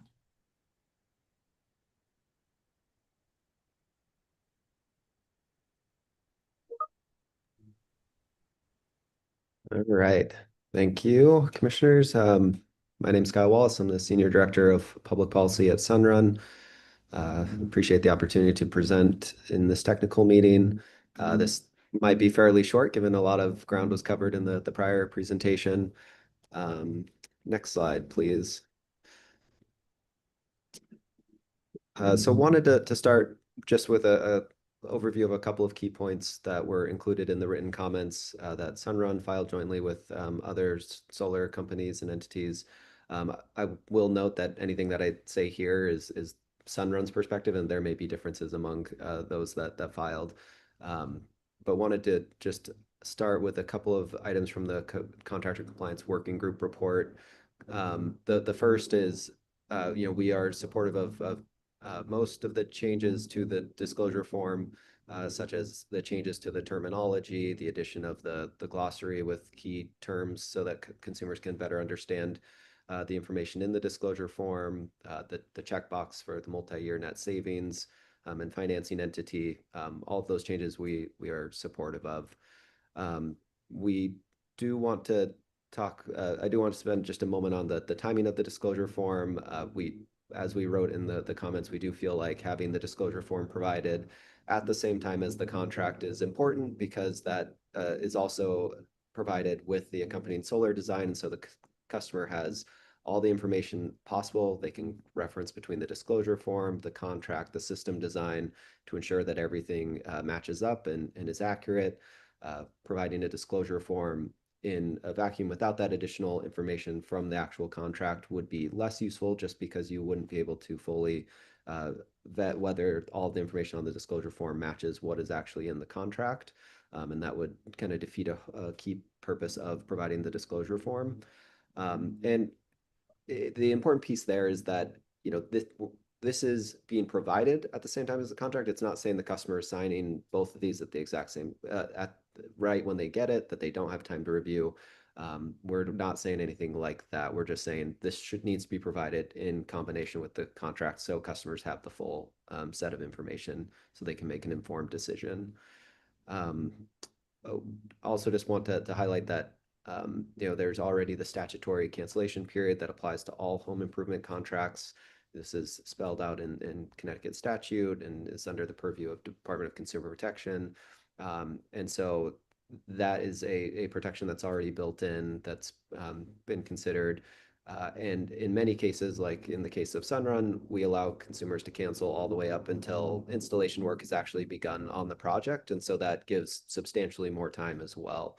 And we understand there's maybe differences between companies there, but just want to highlight that is an option that consumers have. And then finally, on the role of Power Clerk, that was discussed in some of the interrogatories and then comments. Our position is that if with the disclosure form being required prior to the contract being signed, that necessarily requires us to generate that form, whether through automation or writing it, handwritten for the consumer. And that doesn't require us to go into Power Clerk at all. There's no information on the disclosure form that requires something that is unique to what Power Clerk provides. This is all information that is included in the system design or the contract and is something that we can provide the consumer. And so we strongly support having that the ability to just upload a signed disclosure form to the RRES application without having to go in, generate the disclosure form separately for every prospective customer, and then provide that Power Clerk generated disclosure form to the customer.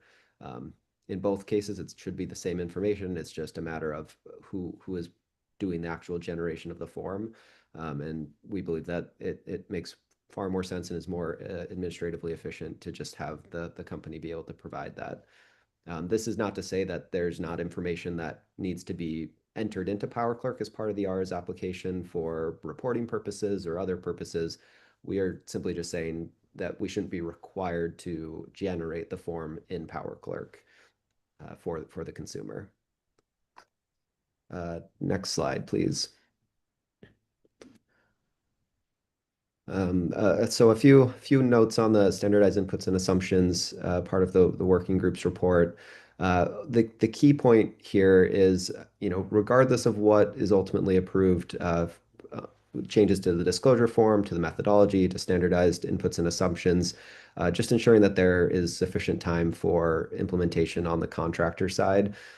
Depending on the scope of changes that may need to be made, this may include entities that are like beyond the installer themselves. For example, if an installer is working with a software provider who provides the system design or the system proposal for the consumer, there's going to need to be conversations between that installer and that entity to ensure that they can make any updates that they need to make sure they're in compliance. So it's just there may be more complexity in implementing this, and there should just be enough time that we can make those changes. On the starting utility rate, this was the most challenging part of the working group, trying to figure out what the right approach is here. And throughout the working group, the different perspectives we were trying to balance those objectives of consistency so that it was similar or the same across as all customers, that it was transparent, but then also that it was accurate. And sometimes those are a bit in tension, given there are just multiple ways that you can calculate a utility rate, and those any of them may not be wrong. They just are different. And so there's just key differences of whether you're using a historical perspective, what it is today, what you expect it to be over a period of time, whether you incorporate supplier differences, all of that. Those are complexities that make it challenging to say, like, this is the objectively correct way to do it. And so we definitely support increasing transparency. And ultimately, we recommended not having a specific approach. I will note that if there is going to be a standardized utility rate or methodology, I think having the standardized rate being provided probably makes more sense than saying you need to use this specific formula to determine a utility rate for example, you have to use the last 12 months of a customer's utility rate, or the last 12 months for that customer, what the utility rate was over that time as an average, instead of saying that's the methodology and then expecting each installer to do that calculation and come up with the exact same number. I think it's probably simpler and easier to just say, here's the number. So I think that is a better approach if there is ultimately a standardized approach. On the utility rate escalation and the degradation rates, I think we're more supportive of those standardization. I think they were simpler conversations. We had supported the proposal where whatever the escalation rate that was set as the default, that it be a no greater than, so that there is the option for companies to show a rate that doesn't go up to whatever the default escalation rate is. For various reasons, companies may have different assumptions around that and may want to use a more conservative estimate of that escalation rate, and that should be allowed, given that is kind of cutting in the consumer's favor by not overstating any potential savings over a multi-year period. And then on the degradation rate, we supported using the 0.5%, which is what is used in the RRES model today, also aligns with the ISO New England annual report. And so we're supportive of that. Next slide. Won't spend too much time on this, given we spent a lot of time on this already. I'll make a couple of notes that on there was a question about whether these systems are set up to charge solely from the solar. From what Sunrun does, they are default to only charge from the solar. That is always our preference for the reasons that Mr. Rice mentioned. It is not economically advantageous to have a lot of grid charging. The one distinction there is during storm watch events or storm mode, where if the battery is not fully topped off, it may do some grid charging just to top it off before an expected storm. But that is typically very minimal, and oftentimes the battery is already fully charged, and so it's not actually used. But by and large, charging from the solar is what we do. I was also able to pull up a recent wiring diagram for a DC coupled system that we did in UI's territory this spring, and just wanted to note that the configuration that was used there is not one where there is load behind the production meter. The way it's set up is all of the production flows through the production meter first, then into the gateway, and then any backup loads or home loads after that point. And so it is passing through that meter and would be recorded, and the loads would not be on the same side as the generation. My understanding is that is the requirement. That is how we're installing that. And so we're a little unclear of the specific examples of where there are loads behind the production meter, and can certainly understand those concerns. Speaking to the broader point of using inverter data for billing, from my perspective, we agree that for billing purposes of the non-bypassable charge and any on-bill impacts for customers on their utility bill, it is challenging to use inverter data for that purpose, given the timing, the consistency, and all of those reasons that were mentioned by the EDCs. I think it's a different conversation when the reason for metering with inverter is renewable energy credits or some other purpose that is not on the utility bill. I think that's where there are acceptable options that could be allowed, and we would, in the successor program comments I know that are due later this month, there will be additional information from solar entities on that. From our perspective, the DC coupled storage, we don't see a need to make drastic changes here in the final year of RRES. We believe any REC compliance concerns are minimal if they exist at all. And so we would just propose that we continue to operate as the program has for DC coupled storage for the rest of the RRES history. I think that is all I have for today. Happy to answer any questions. All right. Thank you so much, Mr. Wallace. And I believe Ms. Charles from Pure Staff has some questions, and then we'll take questions from commissioners and stakeholders. You have the floor, Ms. Charles. Thank you, and thank you for that presentation. I have a few questions on slide 2 on the timing of the customer disclosure form. So Sunrun had described how it's important to ensure that the customer disclosure form and the contract match. If that's the case, would it be feasible to provide both to the customer at the same time, but then provide sort of a period of a few days or some amount of time for the customer to review before signing the contract? So, I mean, yes, we could provide them at the same time. That's how our system is set up. Whenever a contract is generated, the disclosure form is part of that, and it's generated using the same information, which should allow for exact consistency between the two.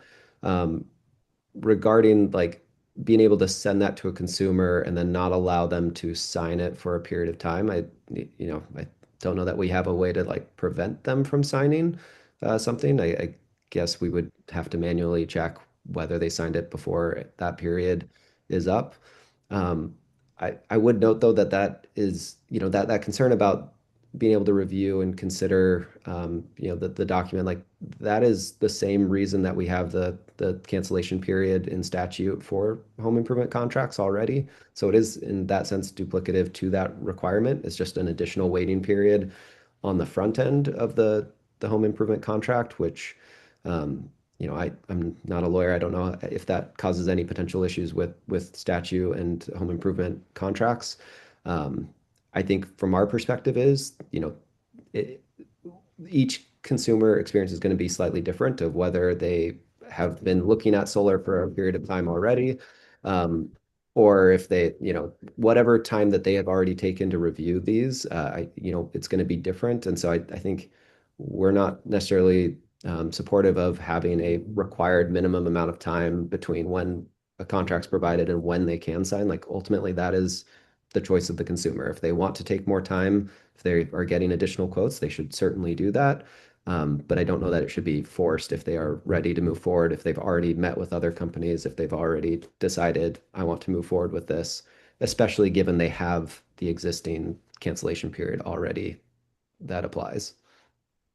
Okay, thank you. If customers were going to have like financial information provided in advance of contract signing, would it be preferable for that to be just the disclosure form then, or would it be preferable for that to be both the form and the contract?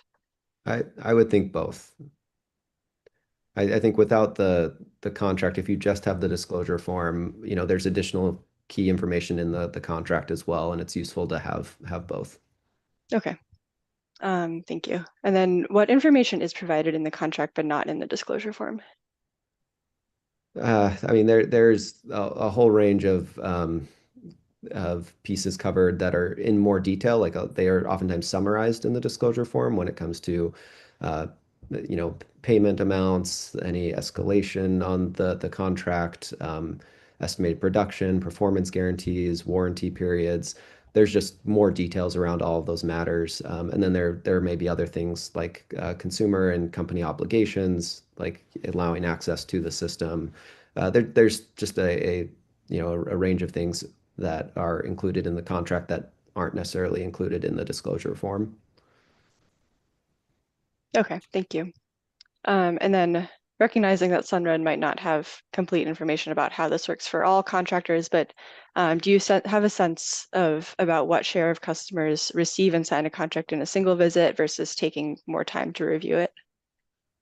I do not. I don't have great data on that because we can see like when the like for speaking for Sunrun, I don't want to speak for other contractors.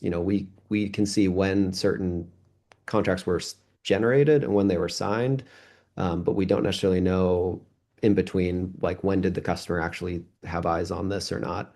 And so I think it gets a little bit messy to make conclusions from that just because we don't specifically know. Understood. Thank you. And then this is a question more to OCC or EOE if representatives from either are online right now. Both OCC and EOE had recommended that the disclosure form should be provided in advance of contract signing. And I'm wondering if there was a specific recommendation for how much time should be provided there. I don't know if anyone is available to answer that or not. Yeah, I don't know if OCC is here, but this is Jamie from EOE. You know, when we first came into the working group, we were thinking more like what happens with your mortgage documents, for example, whether sent, I think 48 or 72 hours in advance, and they have to be sent in advance of that time to give the person an opportunity to review all of the documents. And then as we went through the working group, we realized that the process that most of the developers seem to go through is that the disclosure form is not complete until the contract is complete. So you need to provide them both at the same time. And if we have the 3-day rescission period, EOE concluded that sort of the contemporaneous presentation of the disclosure form with the contract was sufficient because of that 3-day rescission period. Because what was happening in the past was the customer disclosure form was actually being provided to the customer well after the contract was signed. So even providing it at the same time is an improvement over what the process has historically been over the last several years.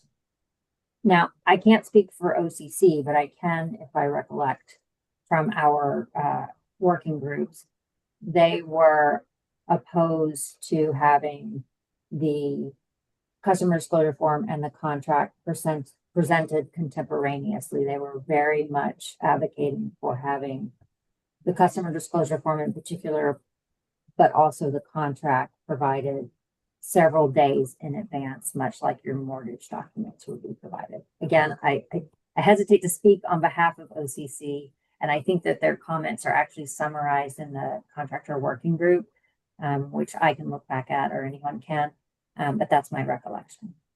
Yeah, Thank you.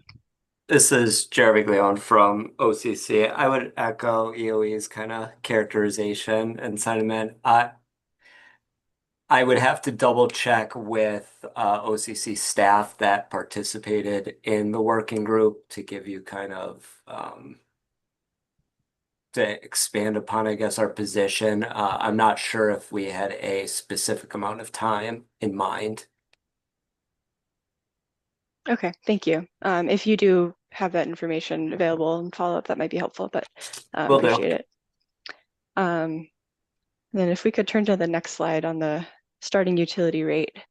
So Sunred had mentioned that it would be preferred to have a standardized rate over a standardized formula. Would you recommend any specific standardized rate? Do you agree that that should be the rate used in the residential tariff model, or should it be sort of just a subset of residential rates used for that starting utility rate? Yeah, so on the standardized rate and methodology, I think, you know, and this gets tricky just because there's like a lot of details here, but I would say we are nervous about a standard rate that is like a historical facing rate, like using, for example, what is in the RRES model, and we mentioned this in the comments of, you know, what is used there versus what a customer may actually see and what may happen over the course of a year. Just because those will necessarily diverge because the rates are updated at various times throughout the year. And so at some point in the year, the rate that we'd be showing on the disclosure forms would be potentially significantly different from what was used in, like, say, the RRES model. And so, you know, we gave the example of in Eversource territory with, I believe it was around 31 cents was used for the RRES model last year. But because of the change to the supply rate, the RAM docket changes with many of those reconciling charges, and then the July supply rate change as well, by the time you get to July, all of a sudden that rate is substantially lower than what that 31 cents is. And so we had concerns saying, the rate is now 24 cents or 24 and a half cents, and there's a 4 cent non-bypassable charge in addition to that, but yet we're showing 31 cents on the disclosure form. That just doesn't necessarily feel like a great situation because that is necessarily overstating the year one benefits of solar. But that could flow in either direction. If there's a rate spike and we're showing 25 cents and in reality it's 32 cents, that is, not necessarily accurate. And the customers are going to know that, and there's going to be questions about, why is this rate set the way it is? Why are you showing me 25 cents when I can see on my bill it's actually 31? So that's where it gets a little bit tricky to use like a locked in rate from a single point in the past. But we do understand that that does achieve the objective of the transparency and consistency piece, but it does give up a bit on the accuracy objective as time goes on. So I think if we were to set a specific rate, I do think it probably makes sense to have one that is set for the year just for administrative simplicity. I think it would be challenging for our contractors to constantly be having to change this on a frequent basis. But I just think that that's one of the drawbacks of setting a specific rate. But we do think if it is set that way, it should be based on what the average rate is for that utility for the residential class. Thank you. That's helpful. Do software methodologies for calculating a starting rate, do they address that concern where they would sort of be updated throughout the year? Yes, that's what we currently use. There's the service that I mentioned throughout the report called Genability by Arcadia, and it is basically a tariff engine that collects all the rate updates, and we can provide the customer usage profile with like their monthly usage, and it will provide here's their utility rate based on their usage pattern for the past year or whatever the parameters are. So that in our view that is an accurate perspective. It's different from having a fixed rate. It does vary a little bit customer to customer. If they used more energy in the winter versus the summer, that will impact their average rate somewhat. And so it's, there does result in differences for each customer. We don't take into account supplier rates, third-party supplier rates, just given those are changing. We always assume the basic utility supply service for that purpose because I think that is necessary. I think it would be really challenging to comply with a requirement to use each customer's individual supplier rate just because that will be very different and may not necessarily be representative of the longer term. Is that true of all software methodologies that they wouldn't take into account third-party supply rates if a customer is on that? I believe so, but I can't say that definitively for every software provider. Okay. And then would they take into account whether a customer is enrolled in a low-income discount rate, or would that have to be done sort of separately outside of the program? It can, and speaking from other states with these type of rates, like those are built into that. They are capturing those. It's just a matter of when the proposal is being generated is whatever that trigger for that system to say this is a low income customer is that selected, and then that could flow through to the utility rate. Okay. I see a hand up if Mr. Reel, you want to jump in here.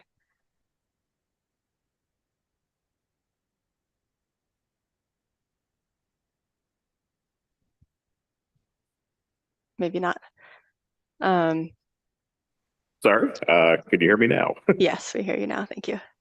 My apologies. I can confirm what Mr. Wallace said about Genability, which does work with a lot of design platforms like Aurora, a few others as well.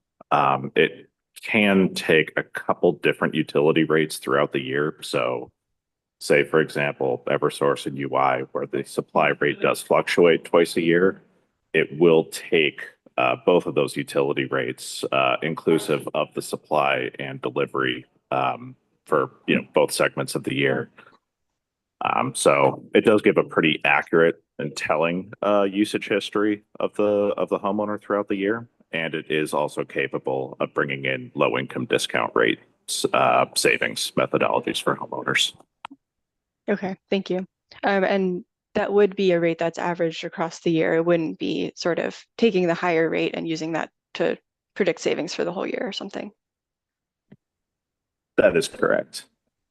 Which I would say and echo that is a benefit to what Kyle said earlier. When we were looking at this from the contractor compliance working group, seeing the utility escalated rate for 2026 kicking out a rate of, I think it was 30.6 cents or 31 cents, somewhere around there. When we were having those contractor compliance working group meetings, the utility rate was already, call it 28 cents. Now we're at 23.6 cents. So having homeowners sign a disclosure form that professes to generate savings based off of a 30.6 cent savings figure would be alarming for me as a contractor when the effective utility rate for that homeowner is effectively lower than that. Thanks for that. And then just one final question on this. Sunrun and other developers had said in comments that they don't support authorizing a set of allowable methods because it could preclude contractors from using potentially equally valid methods. I'm just wondering if you have any examples of potential other methods that would be prevented by this set of methodologies. I don't have any off the top of my head. It was just out of consideration that, it was only some contractors that were participating, and I don't fully know what every single solar installer is using. I would assume most, if not all of the methodologies could be allowed under the kind of multiple methodology approaches, but I just don't know that for a fact. Thank you. And then on the utility escalation rate here, I'm just wondering if the working group did calculate that 20-year escalation rate for the historical data that we have currently. Maybe that's more a question to EOE. I'm looking, I'm reviewing our report. Utility escalation rate, which we based on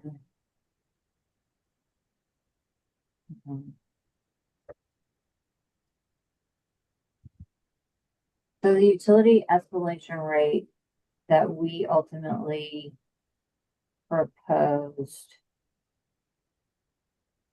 was 2.5%, and it's again based on the calculation methodology that the authority is using for the residential tariff model. Does that answer your question? I believe so. So that would be the 16-year average, not the 20-year average. Well, I don't know that we included the 20-year average in our report. The actual number, that's what you're asking for, right? Yeah, I'm just wondering if that number is available. It's not in the report. I feel like it was discussed. If I can find it probably or recalculate it and provide it to you. I don't think it's much different than 2.5%, honestly. If I remember. Okay. But yeah, I was just wondering if it differed significantly, if it was calculated over 20 years versus what was in the tariff model. Yeah, so I don't think that it did differ significantly, but again, I can confirm that by looking back at our notes and discussions that are not summarized in the report. But the reason that we recommended the 20 years is because the RRES term was 20 years, but ultimately, I don't think the number itself was much different. Thank you. Then Mr. Reel, if you go ahead if you have something to add. Yeah, thank you very much. I can find it was a compliance filing from the EDCs in the 250802 decision.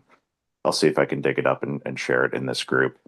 That showed utility rates across all rate classes, rate 157 over the past, it's actually more than 20 years. So we were able to back into the utility escalation from there. Somewhere around, it was somewhere around 4%, up to 4%, inclusive of a 20-year, 20-year look back. And does that, 4% versus 2.5%, was that discussed at all in the working group? We did talk about that to say that, for the the validity of showing savings to a homeowner, that you would not want to go, certainly would not want to present a savings figure that had an escalation beyond what you could substantiate through beyond a 20-year look back. So not going beyond 4%. But that there are some contractors that will, provide a conservative look back to a homeowner to show, based off of a 2.5% utility escalation or a 3% utility escalation. But I'm sure that EOE and others could look at other contractor filings and see others that are doing, 3.5% or 4%. And even higher, some of them, which inflates the saving, which is why we're trying to set a more reasonable standard. Yeah, Thank doing you. the 20-year establishes a ceiling. Okay, thank you. I think that's all my questions on this slide. So just a few more on slide 4. And I know we covered this pretty well earlier. So Mr. Wallace, you had mentioned that Sunrun systems are set up to only charge from the solar except for when they're in storm mode, but that's a pretty minimal amount. Do you have an estimate of like what percentage of operations that is over the course of a year? In terms of like how often like the storm watch is activated? Yeah. Number of times per year or amount of production that would be impacted by that. Very small. Like we're probably like low single-digit percentage. I'd be surprised if it was more than like 2 or 3% at most. Okay. And that is largely just given, in most cases, these batteries are not like fully drained going into a storm watch event. And so really it's just topping off if there is any usage where unless they're participating in ESS where they've, let's say they've just completed an event and it dispatched 80% of their energy, then that would be a larger amount of kilowatt hours for that specific event. But that is typically pretty rare given the ESS events aren't called if there is expected to be major storms. And so if that's not the case, the rest of the year, these batteries are primarily in backup mode, fully charged. And so it's not really a large amount that would be happening. Okay, thank you. And then would you support or would Sunrun support having that sort of requirement in the program rules where the batteries can only charge from the solar unless storm mode is activated? I don't know that we would want that necessarily because I do think there may be reasons in the future for where we do want the ability of batteries to be able to charge during certain times of the day, whether or not it's directly from the solar. Like thinking if we have a higher solar penetration system, then we may want batteries to be charging during the midday, whether it's from their own solar or just from the grid. We have seen some of those pilots for what they call solar soaking in other utilities. I don't think we're necessarily there today. And then I could also see there being value as we think about kind of the evolution of solar and storage participating in ESS or other future kind of grid service opportunities where you may want to ensure that the battery is ready to, fully charged ahead of an expected event. Whether that's for ESS or in the future, if it's serving potentially like a distribution need through kind of like a non-wire alternative type arrangement. So I just would kind of hate to preclude the ability of the storage to operate in that manner, especially if the protections around like the rec reporting are already addressed through other means. Thank you. That's helpful. And then just wondering if round trip battery efficiency losses would impact the amount of output that's measured by the production meter, and if so, do you have an estimate of the magnitude of that? Yeah, it roughly, my understanding is it's around, 10%. So, 1.1 kilowatt hours to get 1 kilowatt hour of discharge. So, it is somewhat meaningful, and that's why the grid charging is not necessarily something that is used unless it's absolutely necessary. Would that be less of a concern than if the battery is just charging from the solar? Would it be a similar amount of losses? Yes, I mean there's still losses from that charge and discharge. It's pretty similar whether it's grid charged or solar charged. Okay. And then similar question, do you have an estimate on the impact of parasitic load on the production meter measurement? If we're so just specifically like the inverter, yeah, and I mean, and this is something that exists for both AC and DC coupled systems. And it's, if it's like a solar inverter, uh, it's fairly small. I for my home system, I see it every month, and it's 1 to 2 kilowatt hours a month that is used to power the inverter. Okay, thank you. And then just one final question. In written comments, Sunrun and Tesla had said that they met with UI on the metering diagrams and maybe specifically the islanding issue. I'm just wondering if you could summarize that discussion and the outcome of that. Yeah. The outcome there, was the resulting metering diagrams that are currently in use. Uh, I, you know, we had some concerns with, that they had a specific way that the point of interconnection was shown, which was not necessarily applicable to all systems, and so the addition of that alternative pathway was important there. That was, I think, that was not direct, as far as I understand, not directly related to the production meter, like from like a rec compliance perspective. Um, but I think there was some concerns, if I recall correctly at that time, about whether or not the production meter could be energized at all. And my understanding was UI was initially saying, no, we want the production meter to be basically excluded when this is operating in backup entirely, which then presented its own challenges on the configuration side. And then the ultimate resolution was, the current metering diagrams. And I know Tesla may have had more conversations than we did with UI around that, so they may have additional details. I don't know if Tesla is online and has anything to add to that. Hi, Dominic Gotti from Tesla here. Yes, I think our conversations were a little more extensive, but ultimately landed in the same spot. As the discussion was had earlier in this meeting, there are three main categories of concerns that were brought up. But as we worked through them individually, the only one that I think remained a concern was having the production meter energized during an outage and what that meant for their outage detection system. I feel like we heard today that they've found other ways to deal with that, and the rec issues and parasitic load issues are solvable, and the metering diagrams that ended up getting approved addressed both of those concerns. Thank you.